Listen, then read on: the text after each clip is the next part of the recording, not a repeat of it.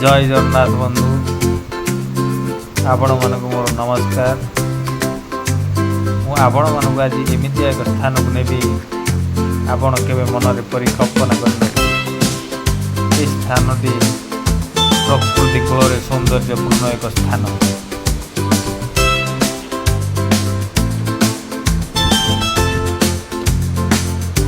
कि सुंदर दृश्य बंधु देखु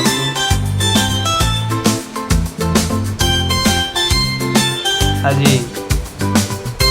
मो सहित मो बड़ भाई एठू प्राय 200 किलोमीटर दूर भुवनेश्वर केते खुशी भी आसी स्थान दर्शन करने आपण विश्व एमती सौंदर्यपूर्ण दृश्य देखी आसतु आज ये जगह को आपण भल भाव देखिए देखो कि सुंदर दृश्य बंधु केमी पाहाच हो देख आम बड़ भाई आज के खुशी अच्छा हाय बंधु आपण मैंने समय बाहर कर ये जगह को बुलवा ये जगहटी नयागढ़ जिला ओडगाँ ब्लॉक बांकुर पंचायत ग्राम निहुल प्रसाद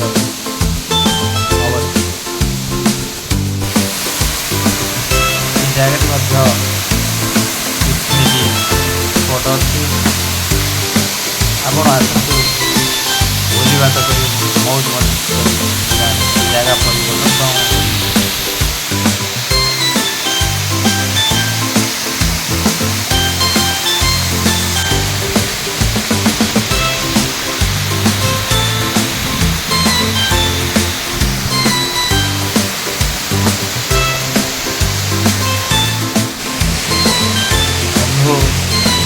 एमती झरणा जदि आपण मैंने क्यों देखिथे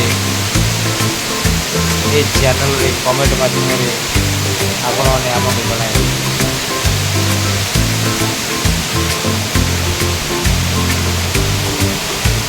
मोर विश्वास एमती सौंदर्यपूर्ण झरणा आपण मैंने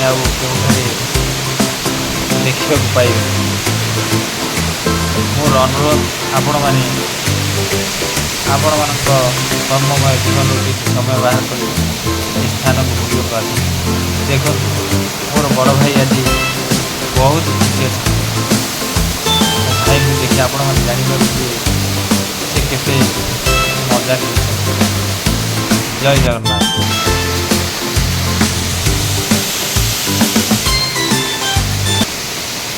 हाँ ये दृश्य लोभनीय दृश्य आश्चर्य लगुच देखी प्रकृति कूल बही जाऊँ ये झरणा।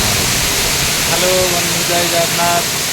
ये हूँ बरकनिया झरणा आसतु देखा नयागढ़ जिला ओडगाँ ब्लॉक बांकुर पंचायत ये झरणा अवस्थित प्रकृतिर सौंदर्य भरापूर्ण झरणा ना हूँ बरकनिया झरणा। बरकनिया झरणा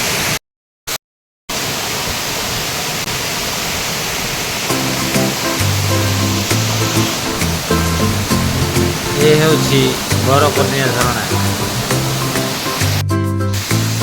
कि खुशी लगुच भाई आसतु ये झरणा दृश्य को देखी खुशी अनुभव करूँ भाई बंधु। ये झरणा देखिए आप भावुए या कराई ना यह प्रकृतिर दान।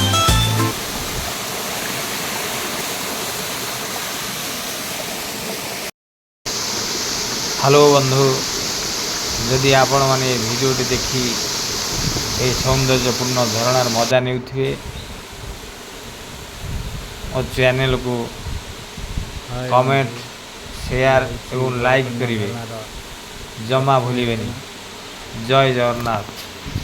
नमस्ते भल रुहतु समस्ते। जय जगन्नाथ।